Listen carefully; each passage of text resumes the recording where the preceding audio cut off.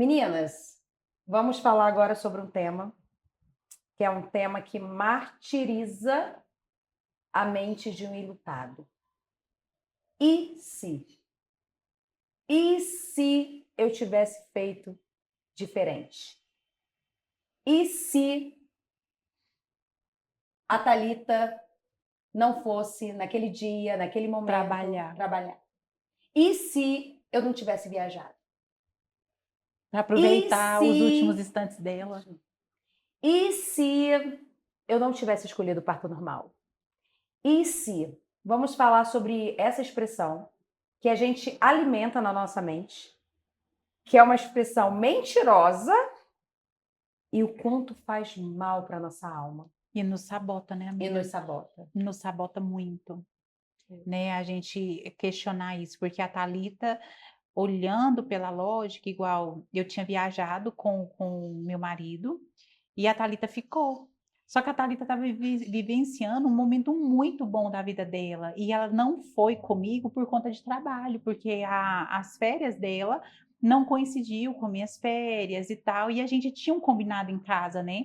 Que a gente viajava e depois voltava e viajava com elas. E dava muito certo tudo isso, né? Então, assim, e aí naquele dia ela saiu, eu lembro que naquele dia, do dia 15, a Thalita falou assim para mim, que a gente tinha um feriado. A Thalita falou essas palavras para mim assim, nossa, essa semana vai ser curta demais. A Thalita ali, ela já estava me dando um sinal que para ela aquela semana seria muito curta.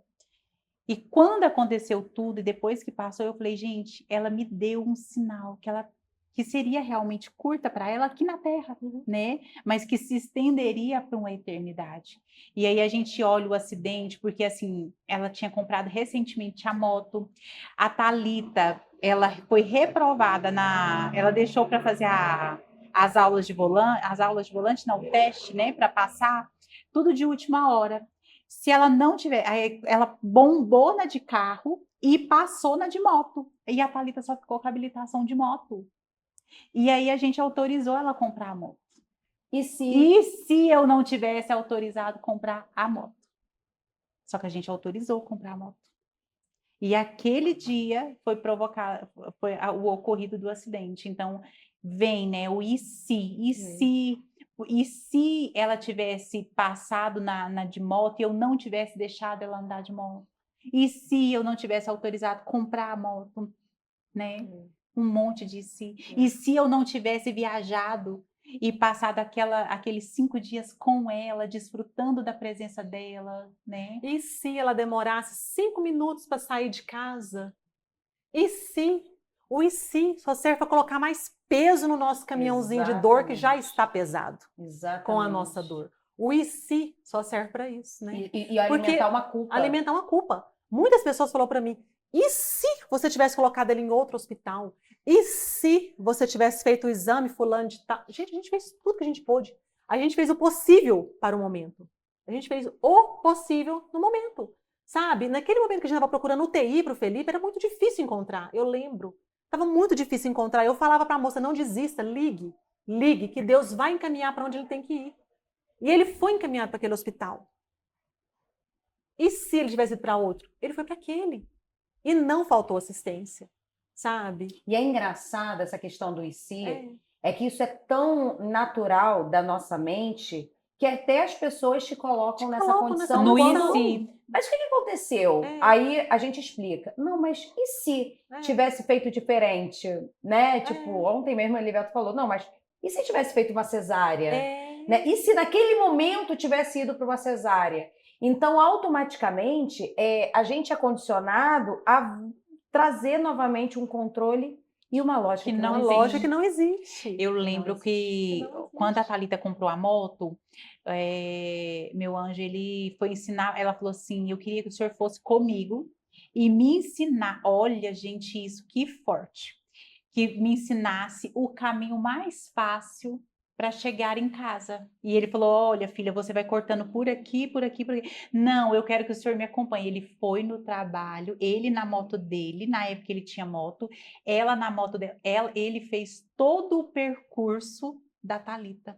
Ele ensinou aquele percurso para ela. Vocês acreditam? Acho que eu nunca tinha te contado, Não. né? Nunca. Ele ensinou o percurso para ela, aonde ela passou naquela rua, todo o percurso foi ele. Aí você me pergunta, e se ele não tivesse ensinado o percurso?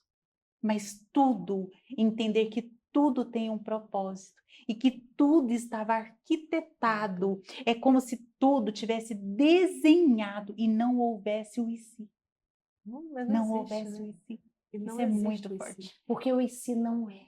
Não é. E eu O imagino a se cabeça O e não se dele. é a dúvida. E a dúvida não é de Deus. Exato. A dúvida não é de Deus. E, gente, a gente tem que ter muito controle, muito cuidado, na verdade, do que a gente coloca na nossa mente. A No gente tem que ter uma Exatamente. autogovernança. A governança, o domínio próprio, é algo dado por Deus para nós, para todos nós. Nós precisamos governar a nossa mente, porque se a gente deixar, a nossa mente nos leva para o mais profundo abismo. E leva mesmo. Então, assim, se eu começo a alimentar a minha mente das mentiras do e se, do que não é e do que poderia ser, que também não é, eu vivo uma mentira e eu não consigo viver a verdade do que é. Exatamente. O que é? Não existe o e se. Não existe. A gente tem que ter autoridade para mostrar para as pessoas que nós não somos lixeira do lixo delas. Entendeu? Porque as pessoas vêm cheias desses achismos, né?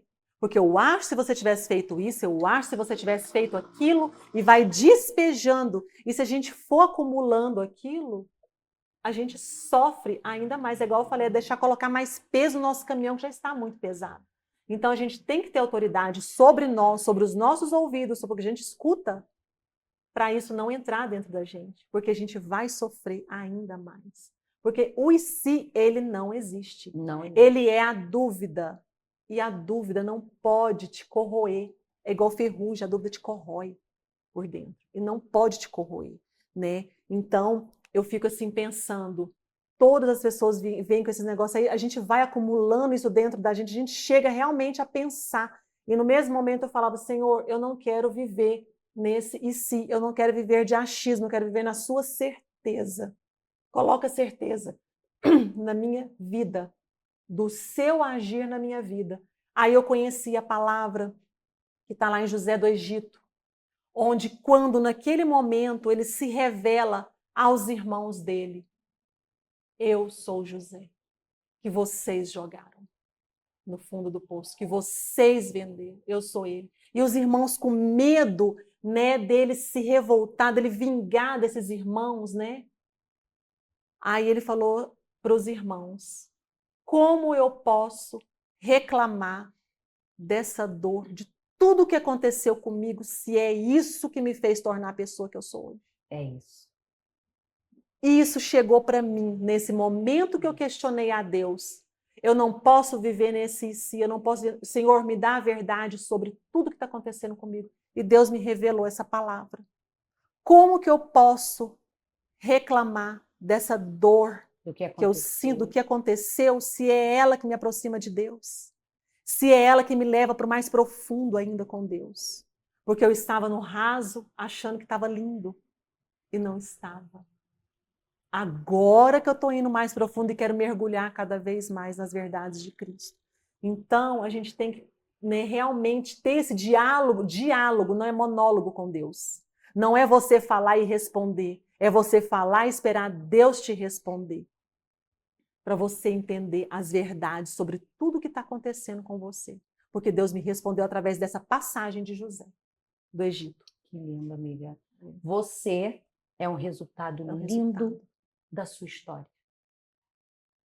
E não é culpa sua. Não é culpa. Não foi culpa sua. Pode ser que Deus tenha te confiado uma missão de entrega. Pode ser que sim, Deus pediu para eu escolher a via de parto. Porque foi através da minha decisão que o meu filho se foi. Pode ser. E que bom que ele me confiou. Que bom que ele não confiou a outra pessoa. Não existe culpa, gente, para partida. Não existe culpa para ida. Só foi para outra dimensão e lá não pega celular. Lá não pega essa... Mas a gente pode se Infelizmente. conectar quando a gente conectar. se conecta pela eternidade. Exatamente. Através da oração. Através da oração. A gente se conecta com Deus, conectando com Deus, conectamos com os nossos que estão lá no céu. Através Exatamente. da oração. Se eles estão com Deus, a forma que a gente tem que se conectar com Deus é através da oração. Então, a gente vai aprendendo com o passar do tempo, dar passos pequenos, daqui uns dias mais largos, ao encontro deles, através da oração. E o IC vai indo embora. O E o IC vai IC indo vai indo embora. embora. E Ele não assim, faz parte mais. um ponto importante também é não deixar que o IC do outro seja o nosso. Seja o nosso. Sim. Porque as pessoas vão alimentando tanto, nossa, e se? A gente começa a acreditar. Uhum. Então, a gente entender que a verdade do outro não é a nossa Perfeito. verdade. Isso. A verdade do outro, o e se do outro não é a nossa verdade. Então, assim, você tem uma identidade firmada em Deus. Uhum. Então, essa identidade vai fazer você eliminar todos os cis. Uhum. Com E certeza. vamos abordar sobre um tema, aproveitar aqui, sobre palavras que ferem. Sim. Porque, falando muito dessa questão da verdade do outro, quanto a gente ouve coisas que machucam. E que a gente pensa, pô, será que essa pessoa não está tendo sensibilidade com o que eu estou vivendo? Né? E é muito dessa questão do... A empatia. Né? E se você, pô, por que você não fez diferente? Às vezes a pessoa quer saber detalhes do que acontece, mas você não estava lá na hora. Olha, tem um caso de uma mãe que o filho dela, com 3 anos de idade, mesma idade da Mi, morreu afogado na piscina. E ela se culpou muito. E veio uma pessoa da família, depois de um tempo, questionar a essa mãe, e em alta voz, por que ela ficou tanto tempo sem ver o filho, porque ele ficou muito tempo na piscina e ela não foi ver o filho. Gente, foi questionar para a mãe. Para a mãe.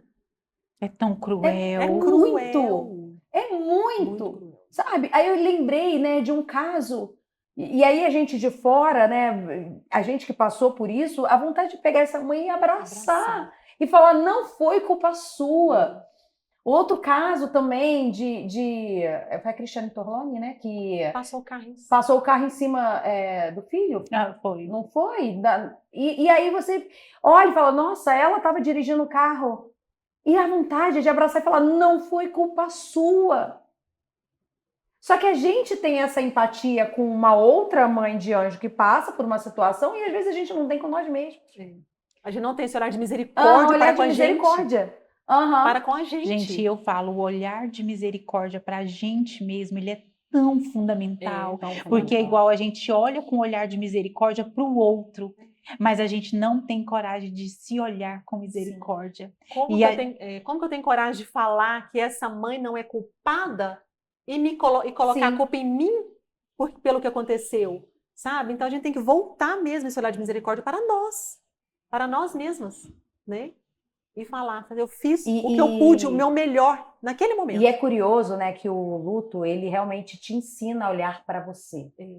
O luto, eu até uso uma palavra, o luto me fez egoísta. Mas é um egoísta bom, porque é um egoísta que você se prioriza. Se você não quer ir, você não vai. Se você não quer fazer, você não faz. E você já não está dando conta, então você não quer manter uma aparência para ninguém. Gente, a dor nos faz verdadeiros, isso é maravilhoso. Liberta o que há de verdade, em nós. É maravilhoso. Quem fala muito isso é a Ana Cláudia Quintana.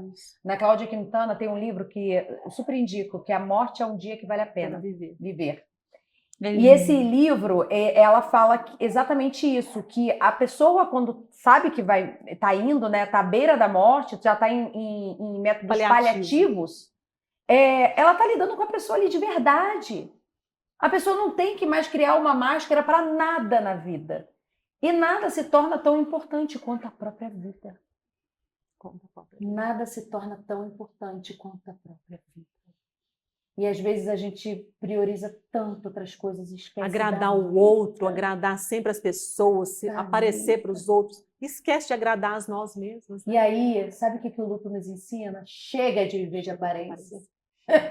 Chega de viver o superficial. Basta. Vamos viver a verdade. Porque a gente não dá conta mais. Não dá conta mais com a mentira. E isso é uma coisa que a gente precisa aprender a lidar também com nós mesmos e com a nossa mente, alma. Nós somos tricotomia, tá? Corpo, alma e espírito. Então é assim, ó, gente, o espírito governa sobre a alma, que governa sobre o corpo. A gente tem que aprender a não só olhar para o corpo, mas olhar para o espírito e olhar para a alma.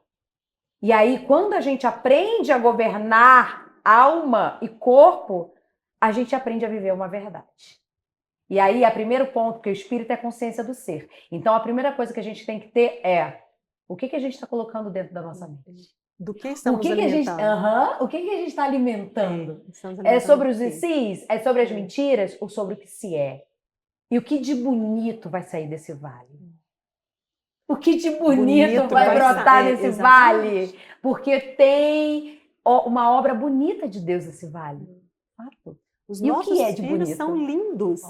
E eles têm que revelar essa beleza de Cristo para nós. Né? Então, se a gente for fazer uma analogia, quando você só come fast food, como vai ficar o seu corpo? A sua saúde?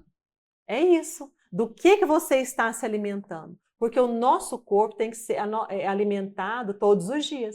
E o nosso espírito também, a nossa alma tem que ser alimentada todos os dias, assim como o nosso corpo de coisas boas. O nosso corpo de comidas saudáveis e a nossa alma da palavra de Deus, que é rica e eficaz. E é viva. E a palavra viva. Exatamente. E atual. Então, a partir de hoje, você vai abolir o e se da sua mente. E se respeitar. O sentimento de culpa e se alimentar das verdades de Cristo na sua vida. É isso.